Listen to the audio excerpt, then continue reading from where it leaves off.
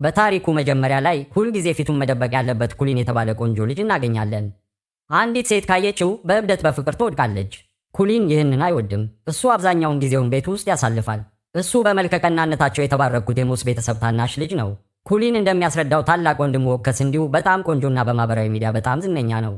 በሚሊዮን የሚቆጠሩ ተከታዮች አሉት። በሺዎች የሚቆጠሩ ልጃገረዶች በእሱ የተማረኩት ያለ ጥርጥር በመልኩ ምክንያት ነው እና ኦከስ ሰዎች የፍቅር ጓደኛ እንዲያገኙም ይረዳል። የኦክስ አባት ፓርከርም ልብ ሰባሪ በመባል ይታወቃል። በወጣትነቱ ከ100 እስከ 200 ሴቶች ጋር ተቀጣጥሯል። ኦከስ የእሱን ሪከርድ መስበር ፈልጎ ነበር፣ ነገር ግን ፓርከር ጄሲካን ሲያገኝ ሁሉም ነገር ተለወጠ። ጄሲካም በጣም ቆንጆ ነበረች። ይበልጥ ማራኪ የሚያደርጋት ትንሽ ማስታሽ፣ አነስ ያለ ማስታሽ ነበራት። ኩሊን ቤት ውስጥ ሆኖ ያጠና ነበር፣ ነገር ግን ግሮሰሪ ለመግዛት ወደ ውጭ በወጣ ቁጥር ልጃገረዶች በእሱ ውበት ምክንያት ከኋላው ይሰለፉ ነበር። ያብድ ነበር፣ ሌላው ቀርቶ አፍንጫቸው ደም እስኪፈስ ድረስ። የኩሊን ቤተሰብ እሱ እጅግ በጣም ቆንጆ እንደሆነና እግዚአብሔር በዚያ መንገድ እንደፈጠረው ተቀብለዋል። ነገር ግን ኩሊን ይህን በጭራሽ አልወደደውም። እያንዳንዱ ሴት እሱን የፈለገችው በመልኩ ምክንያት ነው። ሆኖም ግን ኩሊን በመልኩ ብቻ ሳይሆን በሙሉ ልቧ የምትወደውን የህይወት አጋር ይፈልጋል። በዚህ ምክንያት ኩሊን ከቤት መውጣቱን ሊያቆም ተቃረበ። በትምህርቱ በጣም ጎበዝ ነበር፣ ሆኖም ግን ወደ ትምህርት ቤት መሄድ አልፈለገም። በዚህ ምክንያት ምንም ጓደኛ አልነበረውም። እናቱ፣ አባቱና ኦከስ ብቸኝነት ሊያሳብደው ይችላል ብለው ተጨነቁ። አንዳንድ ባህሪዎቹም እንግዳ ነበሩ። ከአሶች ጋር ያወራልና ለብቻው ጨዋታዎችን ይጫወት ነበር። ኦከስ ድመት ልንገዛለት ይገባል የሚል ሐሳብ አቀረበ። እናቱ ነገሩ እንዲቀላል አይደለም፣ ወደ ውጭ እንዲወጣ እንዲገናኝና መደበኛ ህይወት እንዲመራ ማድረግ አለብን ስትል መለሰች። ፓርከር እሱን ለማስወጣት ምን ማድረግ እንችላለን? በብሔራዊ ስፖርቶች ላይ እንዲሳተፍ ደጋግሜ ጠይቄዋለሁ፣ ግን ሁልጊዜም እምቢ ይላል ሲል ይጠይቃል። ኦከስ ከሴት ጓደኛ እህት ጋር ላገናኘው ሞከርኩ፣ ግን ችላ ይለኛል ይላል። በመቀጠል ኩሊንን ምን አይነት ሴት ነው የምትፈልገው ብሎ ይጠይቀዋል። ኩሊን ቆንጆ፣ ደግና ተረጂ መሆን አለባት፣ ከሁሉም በላይ ደግሞ በእኔ ላይ ፍላጎት ሊኖራት አይገባም ሲል ይመልሳል። እነሱ ግራ ተጋቡ። እሱ በማይፈልጋት ሴት ላይ እንዴት ቀጠሮ ሊያዘጋጁ ይችላሉ? ኩሊንን ከቤት ማስወጣት ለማንኛውም የማይቻል ይመስል ነበር። ከዚያም ጄሲካ አንድ ሐሳብ አመጣች። ድራማ እንሰራለን፣ የቤት ትምህርቱን መክፈል እንደማንችልና በገንዘብ ችግር ውስጥ እንዳለን እናስመስላለን አለች። ምሽት ላይ ኩሊን ውሃ ለመጠጣት ሲወጣ ኦከስ ወላጆቹን እንደታቀደው እንዲያደርጉ ይነግራቸዋል። እናትና አባት የገንዘብ ሁኔታቸው አስቸጋሪ እንደሆነ ማስመሰል ይጀምራሉ። በእቅዳቸው መሰረት ለኩሊን የቤት ትምህርት ለመክፈል በቂ ገንዘብ የለንም። የመጨረሻው ሴሚስተር በጣም ውድ ነው፣ ስለዚህ ዕቃዎቻችንን መሸጥ አለብን። ከአሁን በኋላ ለቆርስ እንደ ስክራምብል እንቁላልና ምስር ባሉ ቀላል ምግቦች መኖር አለብን ይላሉ።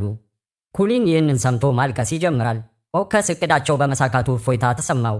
በሚቀጥለው ቀን ኩሊን በእንባ እየታጠበ ወደ ወላጆቹ መጥቶ እባካችሁ ይቅር በሉኝ፣ በእኔ ምክንያት ብዙ ተሰቃያችኋል። አሁን ግን በእኔ ምክንያት ምንም ነገር መሸጥ የለባችሁም።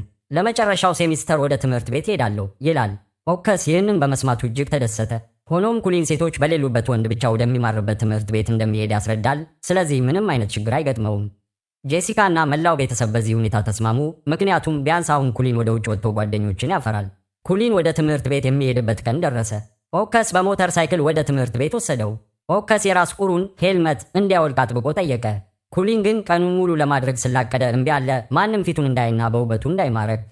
ሆኖም ወደ አሪሰን ሁለተኛ ደረጃ ትምህርት ቤት ሲገባ እቅዱ አልተሳካም። በራስ ቁሩ ምክንያት ተማሪዎቹ ሁሉ ትኩር ብለው ይመለከቱታል። ኩሊን ትኩረት ላለመሳብ በጸጥታ የመጨረሻው ወንበር ላይ ይቀመጣል። መምህሯ ወደ ክፍሉ ስትገባ የራስ ቁር ያደረገ ልጅ በማየቷ ትገረማለች። ስሙን ትጠይቃለች። ኩሊን ራሱን ያስተዋውቃል፣ ነገር ግን በራስ ቁሩ ምክንያት መምህሯ በግልጽ መስማት አልቻለችም። እንዲያወልቅ ትነግረዋለች።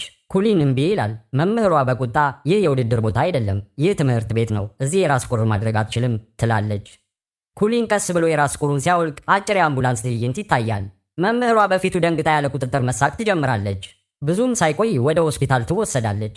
ርዕሰ መምህሩ ተጨንቀው ይህ እንዴት ሊሆን ቻለ ብለው ይጠይቃሉ። ተማሪዎቹ አዲሱ ልጅ በማይታመን ሁኔታ ቆንጆ መሆኑንና መምህራን ውበቱን መቋቋም እንደማይችሉ ያስረዳሉ። አቅራቢያ ተደብቆ የነበረው ኩሊን ሁሉንም ነገር ይሰማል።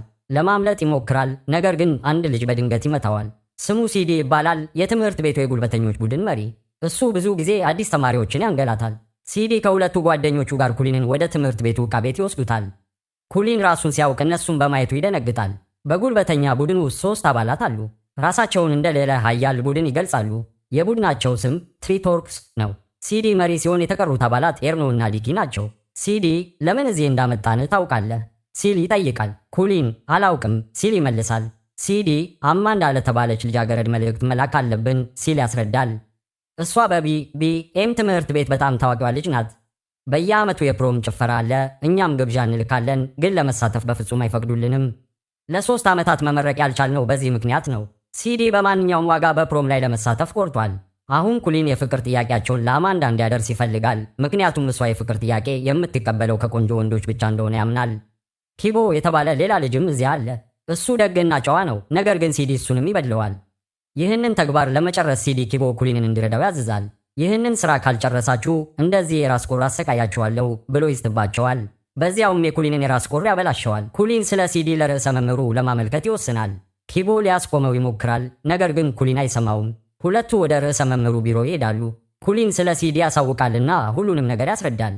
ሆኖም ርዕሰ መምህሩ የሲዲ ወገን ይሆናሉና ሲዲ ትንሹ ልጃቸው መሆኑን ይገልጻሉ። ሲዲ ለ3 ዓመታት ሲወድቅ የቆየው በፕሮም ፓርቲ ምክንያት መሆኑን ያስረዳሉ።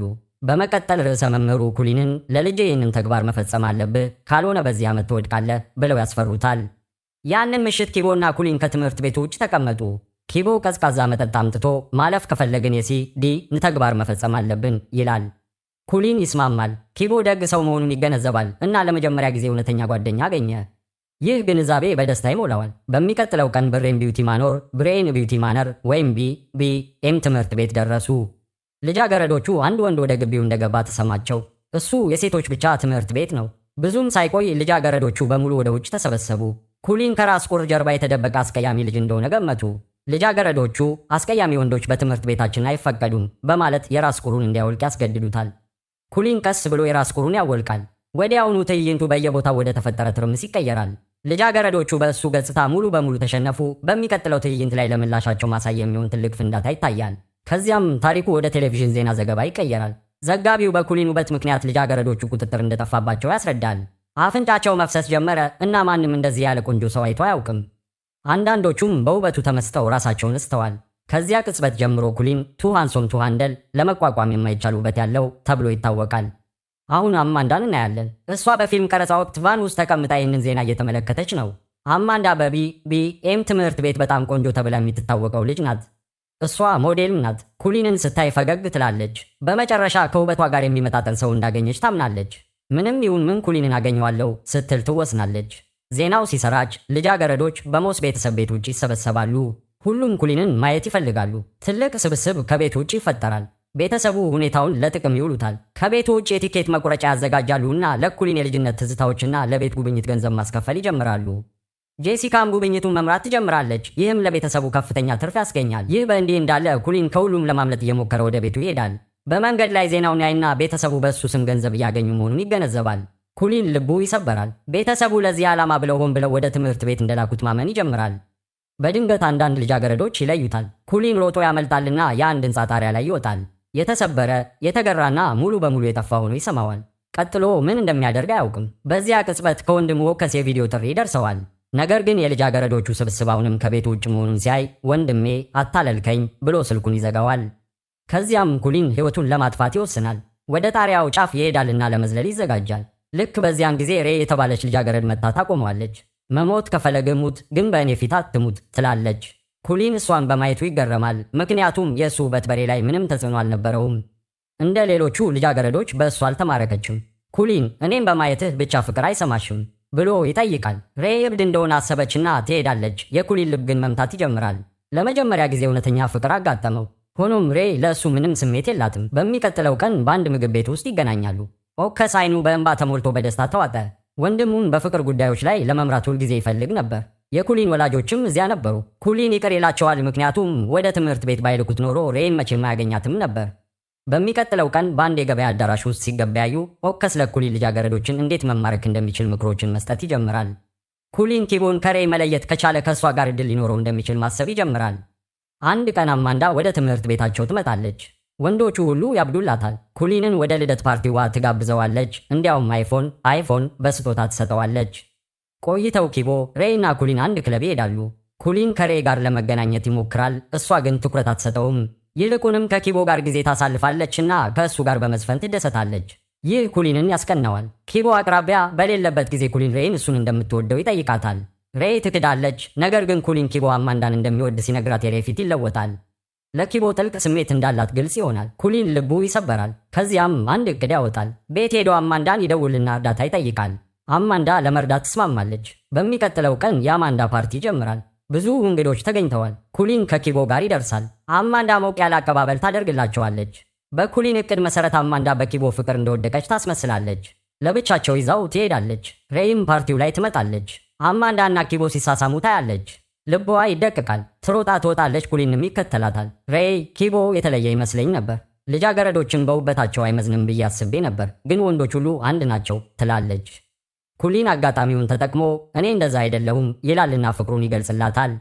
ሬይ ከጓደኛ በላይ አይቼ አላውቅም ስትል ትመልሳለችና ትሄዳለች።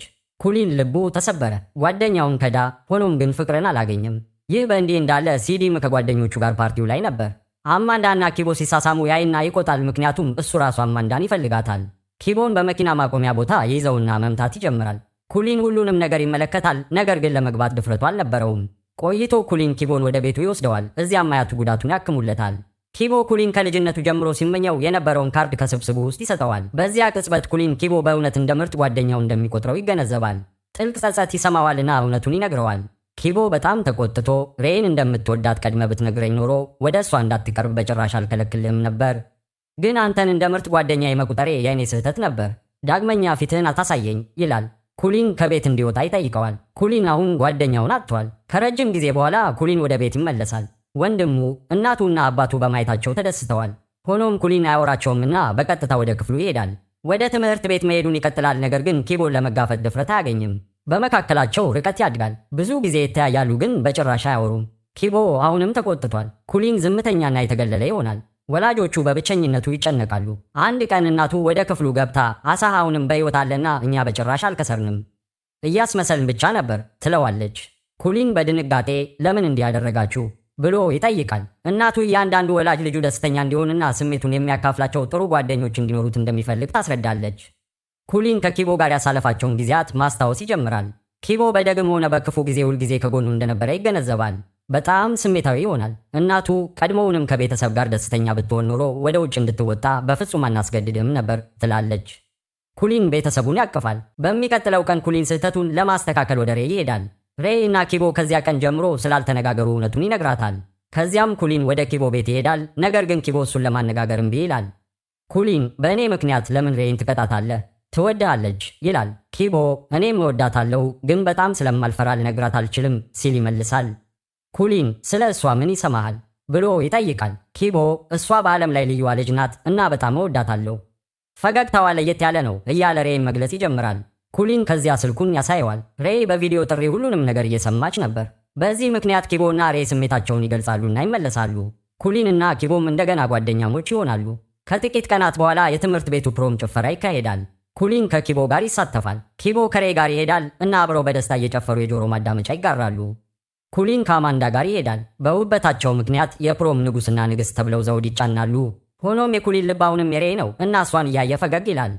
ቪዲዮውን ከወደዱት እባክዎ ላይክ ያድርጉት፣ ለጓደኞቹ ያጋሩትና ለተጨማሪ እንደዚህ ያሉ ይዘቶች ቻናሉን ሰብስክራይብ ያድርጉ።